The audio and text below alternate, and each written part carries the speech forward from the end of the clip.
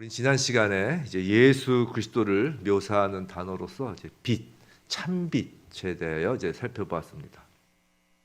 그리고 그 참빛이신 예수 그리스도께서 우리 안에 거하심으로 우리가 바로 그 발광체가 되시는 예수 그리스도의 빛이 되었다 그랬어요. 우리가 빛이라고 그랬어요. 예수님이 발광체시고 예수 그리스도께서 발광체로서 우리 안에 계셔서 우리가 빛이 되어서 어둠을 물러가게 하는 존재가 바로 우리라고 말씀하였습니다. 오늘은 그 예수 그리스도를 묘사하는 또 하나의 단어로서 이제 말씀에 관하여 살펴보도록 하겠습니다. 그래서 봉독한 본문이 그 요한복음의 서론 부분인 1절부터 18절까지 지난주 본문과 같은 것입니다. 성도 여러분, 교회란 과연 무엇일까요? 교회란 무엇일까요? 여러 가지로 설명될 수 있겠죠. 그런데 초기 교회의 모습을 한번 우리가 생각해 보면 그 해답을 찾을 수가 있을 것 같아요. 자, 마가의 다락방에 성령이 임하죠. 그래서 교회가 시작됐습니다. 그렇게 교회가 시작된 후에 그 교회에서 어떤 일들이 주로 이루어졌을까요? 어떤 일들이? 사도들이 자신이 경험한 예수 그리스도의 기억을 되짚으며 예수 그리스도가 누구신지, 예수가 행한 일이 무엇인지를 모인 사람들에게 이야기해 주는 것이었습니다. 거기 모인 사람들은 예수 그리스도를 보지 못하는 사람들도 많았을 테니까요. 사도들이 3년 동안 예수와 함께 했던 일들, 또 예수님이 부활, 승천하신 그 일들을 이야기해 주는 것이었어요. 즉 승천하시고 지금은 눈에 보이지 않는 예수를 기억하는 공동체가 바로 교회인 것이에요. 우리는 지금 이 자리에서 예수를 기억하는 것이에요. 예수를 떠올리는 것입니다. 그리고 그 예수의 삶을 기억하고 기억에 머무르는 것이 아니라 그 예수를 따르는 공동체, 즉 예수의 길을 걷는 공동체가 교회인 것입니다. 그럼 예수의 길이 무엇이었나요? 예수님이 공생애 동안 하신 일이 무엇이었나요? 많은 일을 하셨죠. 그런데 예수님께서 하신 일은 그 사회에 팽배할 대로 팽배해진 그 벽을 허무는 일을 하셨어요. 남자만 존귀하게 대우받고 여자는 거의 사람 취급을 못 받던 그 시대에 그 남자와 여자 사이에 그 벽을 허무셨고, 그래서 여인들이 항상 예수님을 따랐죠. 또 자신은 의인이냐 의스되는 사람, 종교 지도자, 바리새인, 서기관과 같이 난 의인이야 라고 하는 사람과 난 죄인이구나라는 그 의인과 죄인의 벽을 허무셨어요. 죄인의 친구가 됨으로써 말이죠. 또 유대인들이 개처럼 여기던 그 이방인의 벽을 허무셨습니다. 무엇으로요? 예수의 사랑, 예수의 긍휼함으로 말이죠. 그 길을 초기 교회가 따른 것이에요. 그 길을 초기 교회가 따랐기 때문에 교회는 하나됨의 기쁨을 누릴 수 있었던 것입니다. 요한복음을 기록한 사도 요한의 별명이 사랑의 사도이죠. 그 사랑의 사도인 것은 단지 예수께서 제자 중에서 요한을 가장 사랑해서인 것뿐만이 아니라 사도 요한을 가장 사랑했다고 그 요한 스스로가 얘기한 것이에요. 요한 스스로가 요한복음에서 가장 사랑해서인 것뿐만이 아니라 서로 사랑하라는 그 예수 그리스도의 새 계명, 내가 너희를 사랑한 것 같이 너희도 서로 사랑하라 라는 그 새 계명을 그의 교회를 향한 서신서에 듬뿍 담았기 때문에 사도 요한이 사랑의 사도라는 별칭이 있는 것입니다. 그 요한 1서, 2서, 3서를 보면 그 사랑에 대한 내용이 가득 차 있죠. 그런데 그런 예수를 기억하여 예수의 길을 따르는 교회의 여정에 문제가 발생한 것이에요.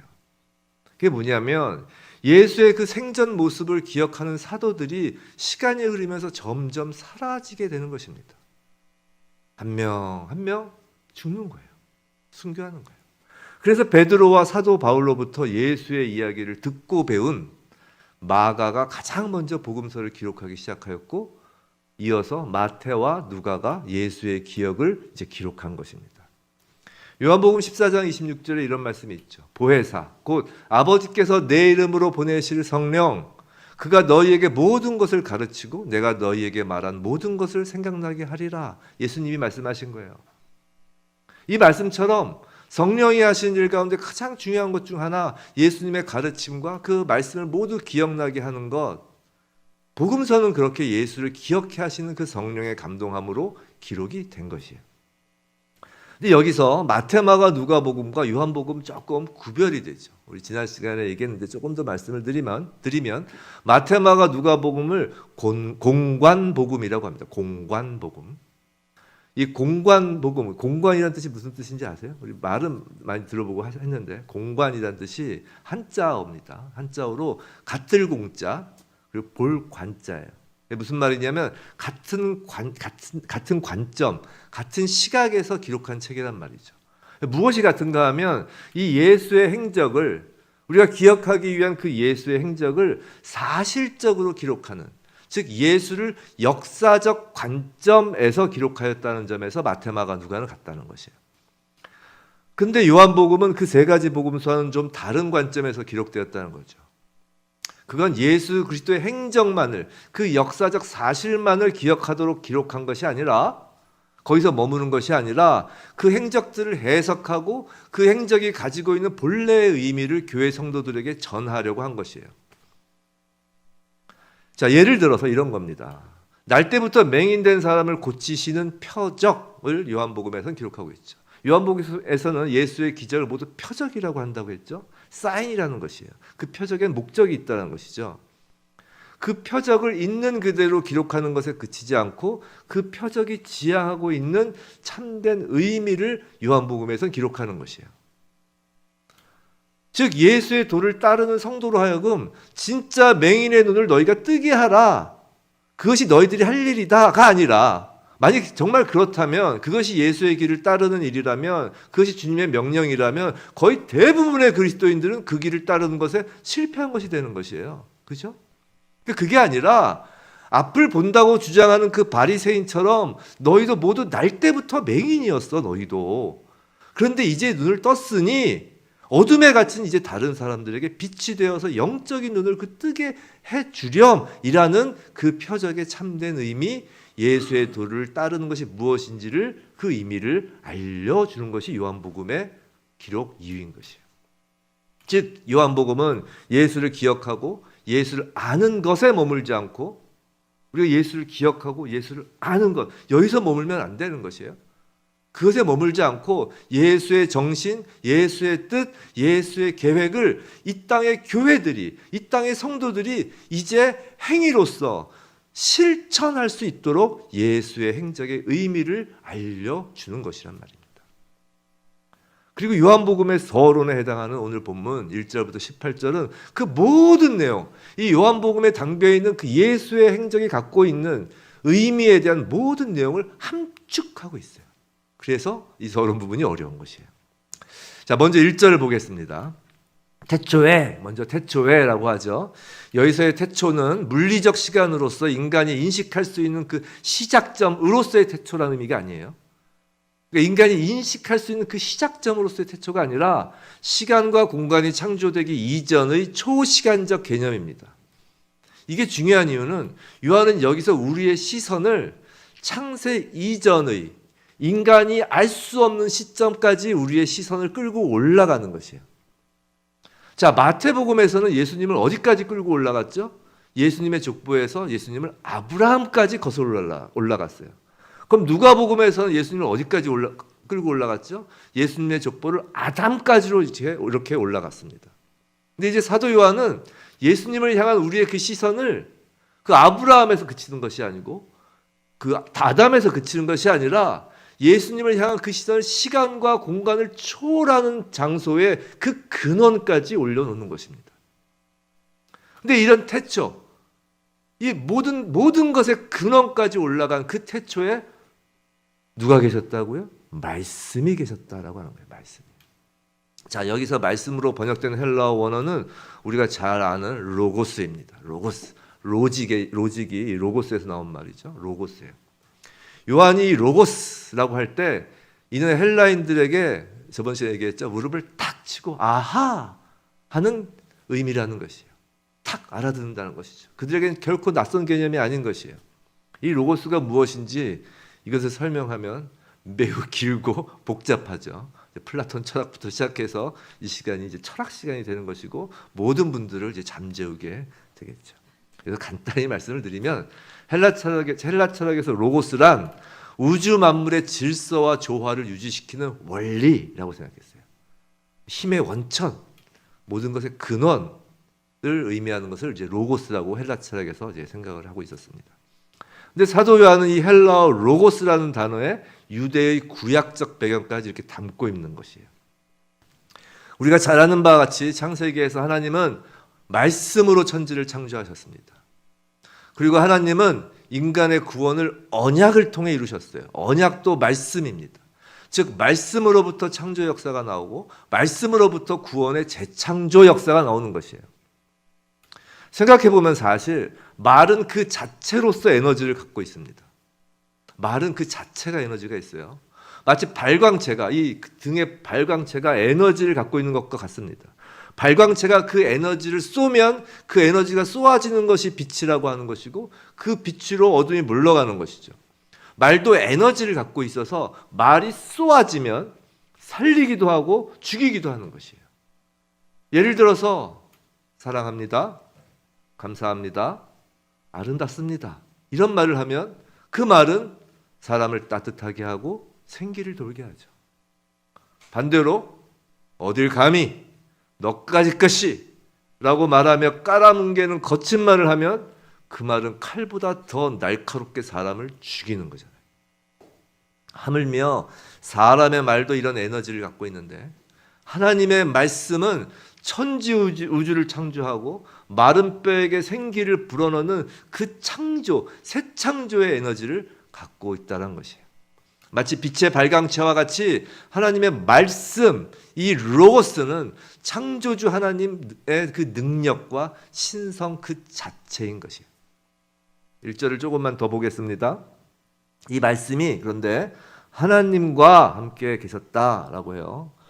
그리고 이 말씀은 곧 하나님이시니라 하죠. 우리 번역 성경에서는 잘 안 나타나지만 앞에 하나님과 뒤에 하나님이 좀 달라요. 앞에 하나님은 정관사가 있어서 성부 하나님을 얘기하는 거고 뒤에 하나님은 정관사가 없어서 성부, 성자, 성령 삼위 하나님을 얘기하는 것이에요. 여하튼 이 말씀이 하나님과 함께 계셨다라고 합니다. 성부 하나님이라고 그랬어요. 여기서 하나님은. 근데 여기서 요한은 매우 독특한 전치사를 사용하고 있어요. 번역에서는 함께라고 번역이 된 헬라어는 그 헬라어에서 함께라는 어떤 그 전치사가 아니라 프로스라는 전치사를 쓰고 있어요. 프로스. 이 프로스는 향하다, 지향하다라는 어떤 방향성을 갖고 있는 전치사예요. 지금 요한은 말씀이란 단어를 의인화하고 있죠. 근데 그 말씀이 하나님을 향하고 있다는 것이에요. 이것을 좀 이미지화한다면 이런 것입니다. 마치 얼굴과 얼굴이 서로 마주보고 있는, 서로가 서로를 마주보고 있는 것과 같다는 것이에요. 매우 친밀한 사귐이고 아주 친밀한, 아주 깊은 사랑의 관계인 것이죠. 그 말씀, 그 의인화해서 그 말씀이 지향하는 것이 오직 하나님뿐이라는 것이에요. 사랑하는 사람이 서로 마주보고 서로 닮아가는 것처럼 말씀은 그래서 하나님의 뜻, 하나님의 생각, 하나님의 의지, 감정, 성품을 그것만을 바라보고 있고 그래서 그 하나님의 본질을 그대로 갖고 있다라는 것입니다. 하나님 이외에는 다른 어떤 것도 말씀, 로고스에는 담겨 있지 않은 거죠. 그래서 하나님이 말씀으로 천지를 창조하셨다라는 것은 마치 도깨비 방맹이처럼 말하니까 그냥 피조물이 확 생겼다. 그런 의미가 아니에요. 그런 의미, 막 우린 그런 상상을 뚝딱 생기고 이게 아니라 그런 의미가 아니라 모든 피조물에 하나님의 뜻과 하나님의 성품과 하나님의 계획과 의지가 담겨 있다라는 것이에요. 그것이 본문 3절이에요.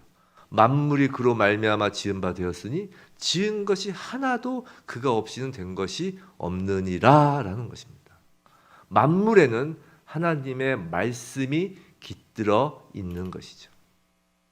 하나님을 창조주라고 믿는 그 믿음이란 것은 창조설이 맞냐 진화론이 맞냐라는 논쟁에서 창조설이 이겼어 이 정도 수준이 아니라 모든 피조물, 그 하나님의 그 말씀이 스며들어간 그 모든 피조물을 얼마나 아끼고 귀하게 여기고 있는가로 그 믿음이 드러나는 것이에요. 사실 특히 피조물 중에서 하나님이 가장 사랑하시고 거기에 하나님의 숨까지 불어넣은 사람을 우리가 얼마나 서로 존중하고 아끼느냐가 하나님을 창조주라고 믿느냐라는 그 척도가 된다는 것이에요. 자, 그런데 태초에 계신 그 말씀이 곧 예수 그리스도시죠. 자, 예수 그리스도께서 성부 하나님과 얼굴을 마주하여 하나님의 모든 것, 즉 하나님의 신성과 능력을 100% 담고 있는 분이시고 그분이 바로 하나님 자체이신 것입니다.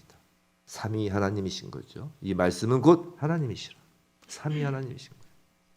자, 그럼 100% 하나님이신 예수님이 또한 14절 오늘의 요절이 되겠죠. 말씀이 육신되어 우리 가운데 거하신 분이라고 하는 것은 과연 무슨 의미일까라는 것입니다. 이걸 보기 전에 4절을 먼저 봐야 돼요. 4절. 그 안에 생명이 있었으니 라고 합니다. 생명이 있었으니. 자, 말씀이 육신이 되었다는 말의 의미를 우리가 제대로 깨닫기 위해서는 먼저 생명에 대한 성경적 의미를 정확히 짚고 갈 필요가 있어요. 자, 우린 죄의 삭은 사망이다 라는 말씀을 잘 알고 있죠. 다 알고 계시죠? 죄의 삭은 사망이다. 자, 그리고 죄가 무엇인지 이제 알고 계십니다. 죄란 우리가 단순히 행위로서 죄를 짓는 것을 의미하는 게 아니라 뭐라고요? 하나님과 관계가 끊어진 것을 죄라고 하는 거예요. 그리고 그 끊어진 상태가 계속되는 것이 뭐냐면 그게 바로 사망이라는 것이에요.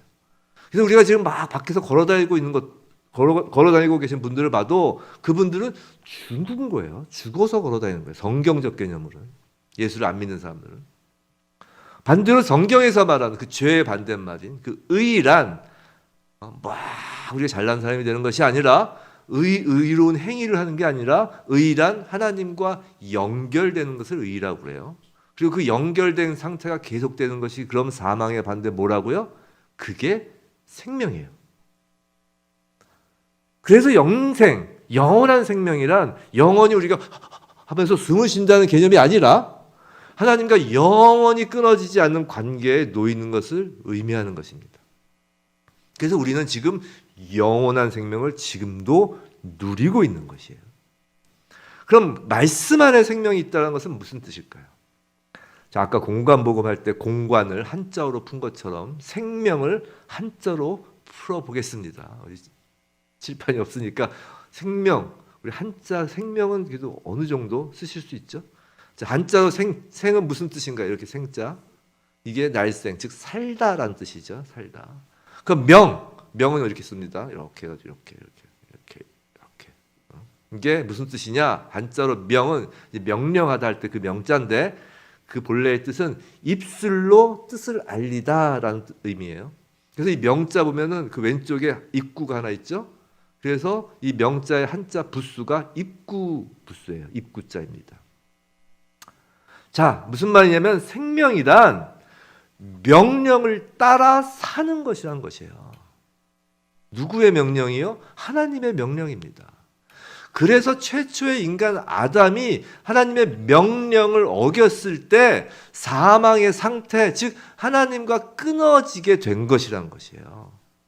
생명은 우리가 숨을 헐떡헐떡 쉰다고 해서 생명이 있는 것이 아니라 하나님의 명령에 따름으로 하나님과 영원한 관계로 맺어지는 것을 의미하는 거라고요.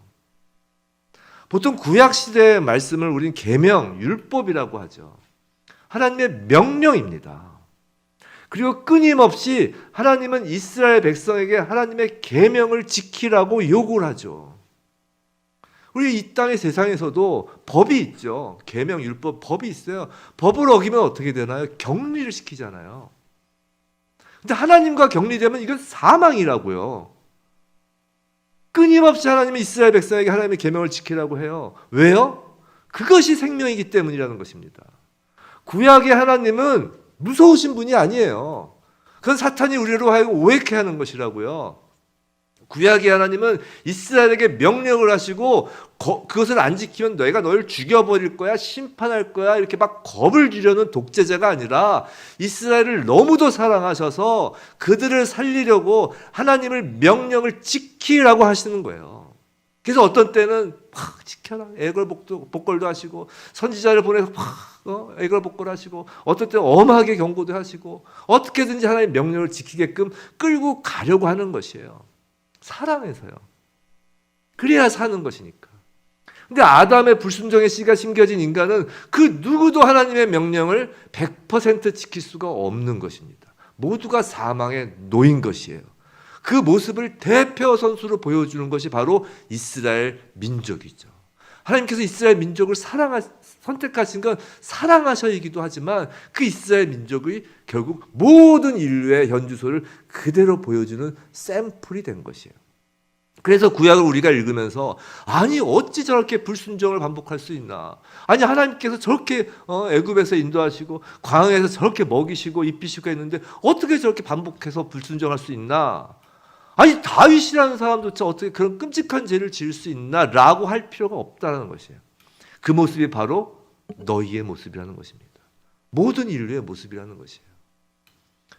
그런데 하나님은 그런 인간을 끝까지 사랑하시죠. 그래서 요한복음 3장 16절 말씀 모든 설교가 모든 대부분의 신학자들이 가장 좋아하는 말씀이죠. 하나님이 세상을 이처럼 사랑하사 독생자를 주셨으니 이는 그를 믿는 자마다 멸망하지 않고 영생을 얻게 하려 하심이라. 독생자를 세상에 주신 것입니다. 무엇을 위해서요? 영생, 영원한 생명을 얻게 하려고 말이죠. 생명, 뭐라고요? 즉 하나님의 명령을 100% 지켜서 하나님과 영원히 연결되도록 하기 위해서라는 것이에요. 어떻게 해요? 예수를 믿음으로 말미암아 말입니다. 그것이 오늘 보면 12절 영접하는 자, 곧 그 이름을 믿는 자라는 것이에요. 마치 끊을 수 없는 그 육신의 부모 자식 관계처럼 예수를 믿는 자는 하나님께로부터 난 자, 즉 하나님의 자녀가 되는 권세, 즉 자녀의 지위를 갖게 되었다는 것이에요. 하나님과 부모 자식 관계가 된 겁니다.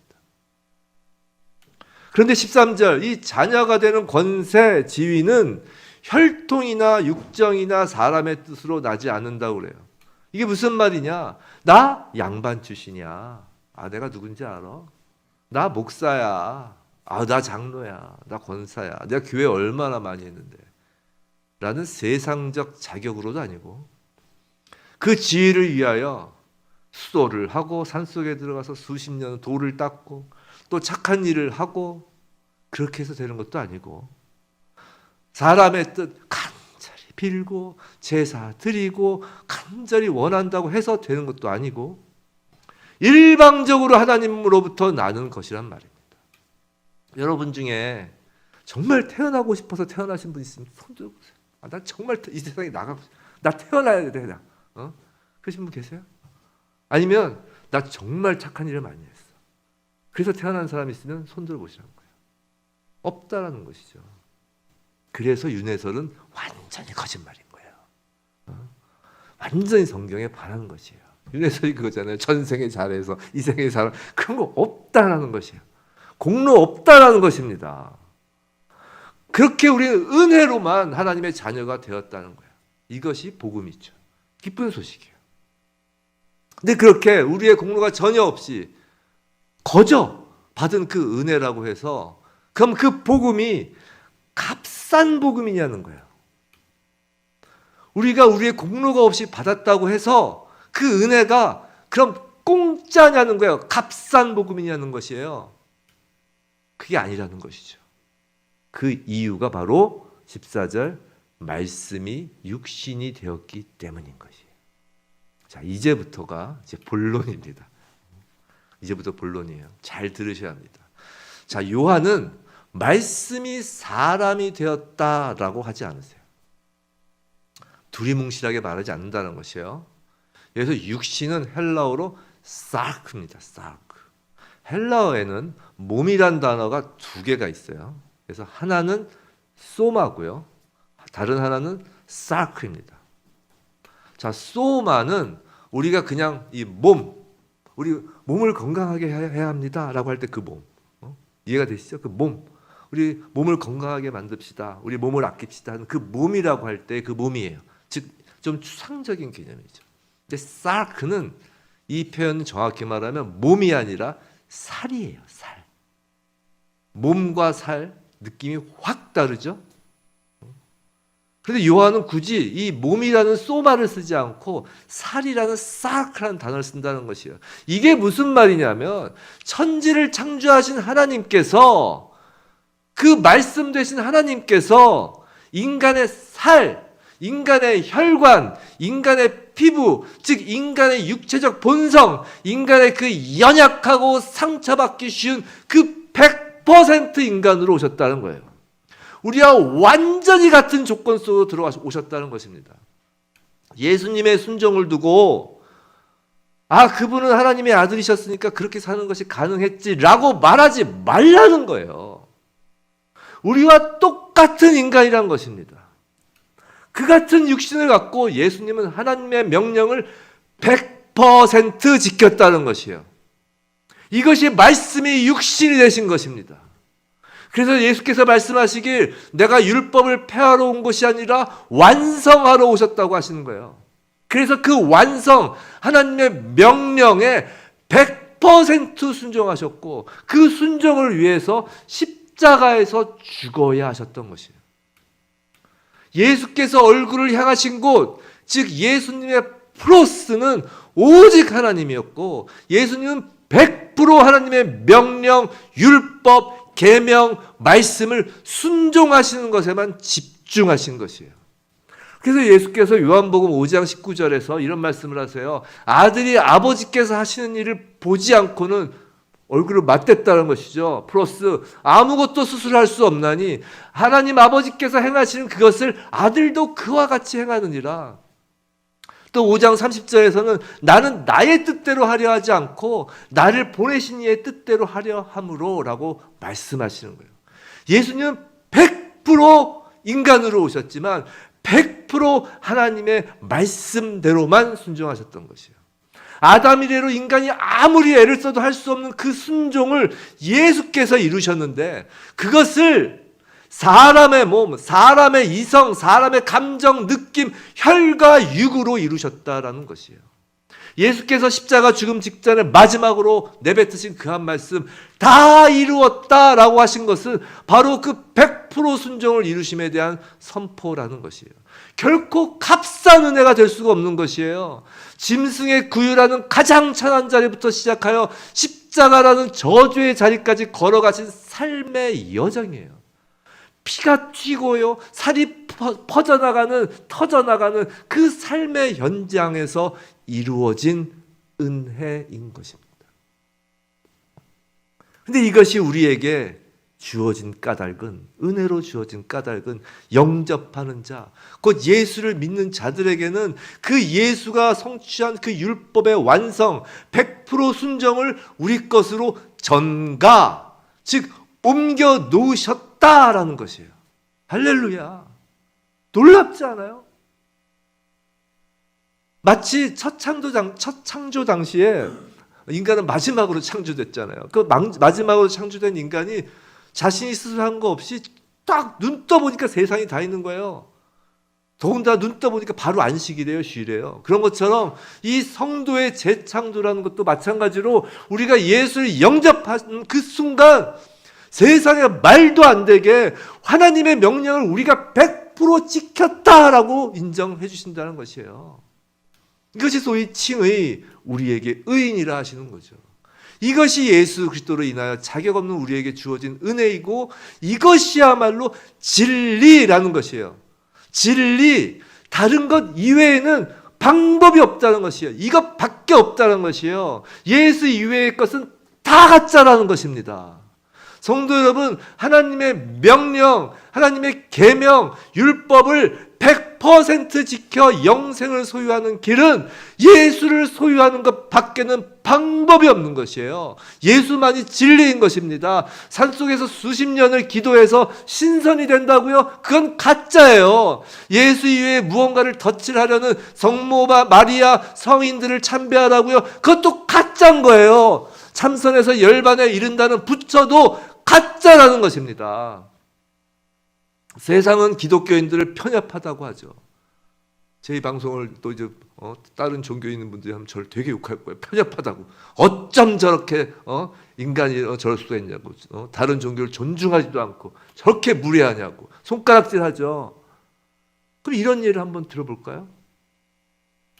제가 자주 드리는 예인데 진짜 화폐가 있고 위조 지폐, 또 우리 그 애들 게임할 때 하는 그 가짜 지폐 있죠? 장난감 종이. 이 지폐가 있다고 쳐요. 그럼 이 위조 지폐나 이 장난감 종이, 이 가짜 지폐도 존중하고 그 돈으로 실제로 물건을 사는 것을 인정해야 한단 말입니까? 그 위조 지폐를 가진 사람에게 그것을 버리고 진짜 화폐를 손에 쥐어주면 무례한 것이냔 말이에요. 위조 지폐 갖고 있는 것을 존중한다면 그게 이상한 거예요. 가짜 종이돈으로 실제 마트에 가서 물건을 사라고 하면 그게 이상한 거라고요. 오직 예수만이 은혜이고 오직 예수만이 진리인 것입니다. 이건 살고 죽는 문제예요. 존중받고 무례하다고 평가받고 그게 중요한 게 아니에요. 살고 죽는 문제라고요. 정말 무례한 것은 예수 이외의 것을 진리라고 하는 것이에요. 죽으라는 것이니까요. 그런데 14절에서 계속 그 예수께서 우리 가운데 거하심에라고 합니다. 그래서 거하다로 번역된 원어의 뜻은 장막을 치다라는 의미예요. 은혜이시고 진리이신 예수께서 아예 우리 안에 텐트 치고 거주하신다는 것이에요. 장막은 구약의 성막을 떠오르는 단어이죠. 성막이 어딘가요? 하나님과 인간이 만나는 곳입니다. 이제 예수께서 우리 안에 계셔서 하나님과 끊어졌던 그 관계인 그 사망을 제거하고 이제 완전히 하나님과 연결되었다는 거예요. 자, 은혜와 진리이신 예수가 우리 안에 장막을 치고 거하시니 당연히 우리 안에 은혜가 충만합니다. 그것이 16절에서 은혜 위에 은혜가 더하여진다라고 하는 것이에요. 자, 근데 이 충만이란 단어는 이 컵에 물이 절반 정도 차는 것이 아니에요. 이건 지금 충만하지 않아요. 절반밖에 안 찼어요. 충만이라는 건 이 컵에 물이 가득 차서 막 넘쳐 흐르는 것을 말하는 것이에요. 즉 예수 그리스도가 장막을 친 인생은 은혜가 넘쳐서 그 은혜가 막 흘러나가게 되어 있다는 것이에요. 전 우주를 창조하신 말씀, 그 하나님의 능력과 신성이 우리 안에서 차고 넘쳐서 흘러나가는 것이라는 것이에요.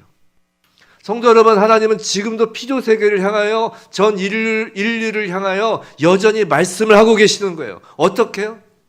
그렇게 말씀이 장막을 치고 거한 성도, 예수 그리스도의 은혜가 넘치는 교회를 통해 말씀하신다고요. 세상을 향해서. 바로 저와 여러분이 하나님의 말씀이 되어 세상에 나가는 것이라고요. 여러분, 요한복음 13장 34절 새 계명을 너희에게 주노니 서로 사랑하라. 내가 너희를 사랑한 것 같이 너희도 서로 사랑하라. 바로 예수 그리스도의 명령, 그 새 계명을 우리가 지켜냄으로써 하나님의 말씀이 되는 거라고요. 우리가. 자, 옛 계명과 새 계명의 차이를 좀 우리가 다시 한번 확인해 볼까요? 그게 뭔지 아세요? 옛 계명은 하나님을 사랑하고 그 다음 내 이웃을 뭐라고요? 내 몸과 같이 사랑하라고 그래요. 근데 새 계명은 뭐라고요? 내가 너희를 사랑한 것 같이 너희도 서로 사랑하라입니다. 여기서의 포인트는 이웃을 자신의 몸과 같이 사랑하는 것이고, 새 계명은 예수께서 우리를 사랑한 것 같이 사랑하라는 것이에요. 즉 사랑의 기준이 다른 것입니다.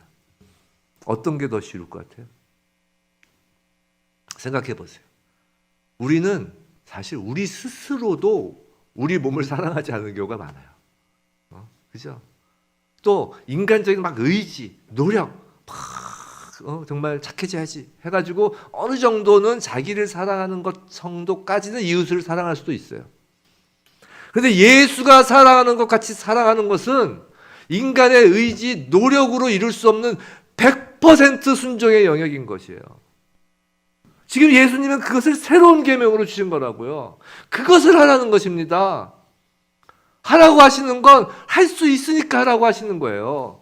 이제 예수께서 우리 안에 장막을 치셨으니 옛 계명 그 정도가 아니라 이제 너희는 구약의 그 옛 계명 그 폐한 것이 아니라 그 정도 수준이 아니라 이제 새 계명도 지킬 수 있다는 것입니다.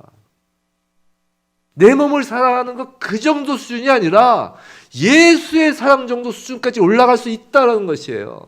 이것이 충만한 은혜라는 것입니다. 이것이 은혜 위의 은혜라는 것이에요. 충만한 은혜란, 은혜 위의 은혜란 이 땅에서 잘 먹고 잘 사는 것이 아니라 예수처럼 사랑하는 것이 가능해졌다는 것이 충만한 은혜라는 것이에요. 어떻게요? 이제 우리는 우리가 프로스할 대상을 볼 수 있기 때문이에요. 예수에게 프로스함으로 말입니다. 우리가 오직 예수만을 향하여 있으며 우리가 오직 예수의 사랑, 예수의 순종, 예수 그리스도가 품고 있는 그 하나님의 뜻과 생각, 의지, 계획에 집중함으로 말이에요. 그것을 14절에서 우리가 그의 영광을 보니라고 하는 것입니다. 그러므로 은혜와 진리가 충만해지는 거예요. 성도 여러분, 예수를 믿는다라는 것은 그저 죽어서 천국 가는 것이 아닙니다.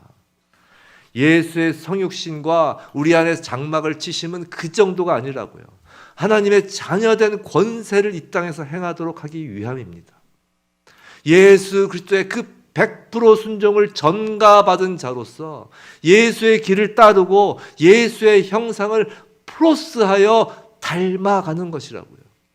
우리의 인생에도 십자가의 흔적을 새기는 것입니다. 그렇게 선으로 악을 이기라 하시는 거예요. 그것이 요한이 요한복음을 기록한 이유입니다. 예수께서 말씀의 육신이 되어 우리 안에 거하셨으니 이제 우리의 육신이 말씀을 증거하는 사르크, 몸이라는 것입니다. 예수가 사랑한 것처럼 서로 사랑하는 그 몸, 바로 교회 말이죠.